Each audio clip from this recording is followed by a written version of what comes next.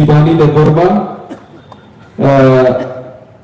Ward number 12 ক্লাবানগর, সেখানে সুপর্ণা খিসা, এবং Usharani Debbarma ward number 17, Gautami রায় 19 এবং গুলু স্মিথ আমাদের ওয়ার্ড নম্বর 22।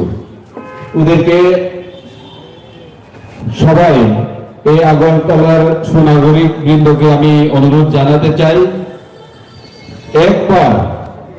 আমাদেরকে একবার সুযোগ দিন আপনাদেরকে সাহায্য করার জন্য।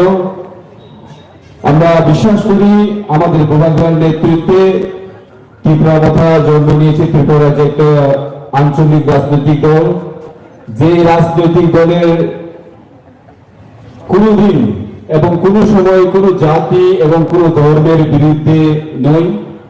আমরা এই রাজ্যে শান্তি সম্প্রীতি রেখে আমাদের ডেভেলপমেন্ট করতে চাই, কিন্তু আমাদের স্পষ্ট পরিষ্কার ভাবে আমরা বলেছি যে কোনো দাবি ভারতের সংবিধান ইন্ডিয়ান কনস্টিটিউশনের 3 নং দ্বারাই আমরা গ্রেটার ত্রিপুরাল্যান্ড গঠন করতে চাই, এবং সেই গ্রেটার ত্রিপুরাল্যান্ড গঠনে ত্রিপুরার কোন জাতি এবং কোন ধর্মকে আমরা বাদ দিয়ে অথবা কোন জাতিকে আমরা ফেলে আমরা দাবিকে চাই না।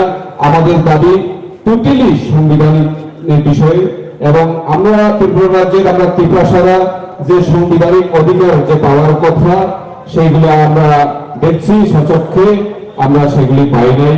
এবং আমার পূর্ববর্তী বক্তা আমাদের ব্রাদার কমল করে আপনাদেরকে বলেছেন যে আমাদের এডিসি এরিয়া এবং জেনারেল এরিয়ার মধ্যে তফাৎ আছে উন্নতির দিকে এবং ডেভেলপমেন্টের দিকে।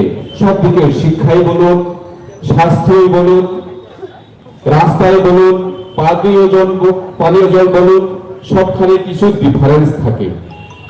সুতরাং সেখানে সংবিধানের যে চাহিদা, সংবিধানের যে আমাদেরকে ইকুয়ালিটি বিফোর ল যে ভারতের সংবিধানে আছে আর্টিকেল 14, সেগুলি দেখেছি আমরা কাটেল হচ্ছে। সেগুলি যাতে আমরা একইভাবে ভারতীয় সংবিধানের মাধ্যমে আমাদের যেগুলি ডেভেলপমেন্ট থেকে শুরু করে সবখানেই আমরা সমান অধিকার চাই। সেই জন্য আমরা ত্রিপুরা রাজ্যকে আমরা উন্নতি করতে চাই, এবং আমাদের যে মেইন দাবি গ্রেটার ত্রিপুরাল্যান্ড সেটাকে আমরা বাস্তবে পরিণত করার জন্য আমরা একবার জন্ম নিয়েছি, এবং একবার জন্ম নিলে সবাই একবার জন্মিলে মরিতে হবে, সবাই মরব, কিন্তু আমাদের গ্রেটার ত্রিপুরাল্যান্ড গঠন করেই মরব। সুতরাং আপনাদের এই এলাকার সুনাগরিক বৃন্দকে সবাইকে আমার ভালোবাসা এবং প্রণাম জানিয়ে 25 তারিখ যে আমাদের ইলেকশন, সেখানে আমাদের প্রার্থীদেরকে ভোট দিয়ে জয়যুক্ত করুন এবং আপনাদেরকে সাহায্য করার জন্য আমরা আপনাদের সঙ্গে থাকার জন্য আমরা চেষ্টা চালাবো। এবং আবার সবাইকে শুভ সন্ধ্যা, সবাইকে নমস্কার জানিয়ে আমার সংক্ষিপ্ত বক্তব্য এখানে শেষ করলাম।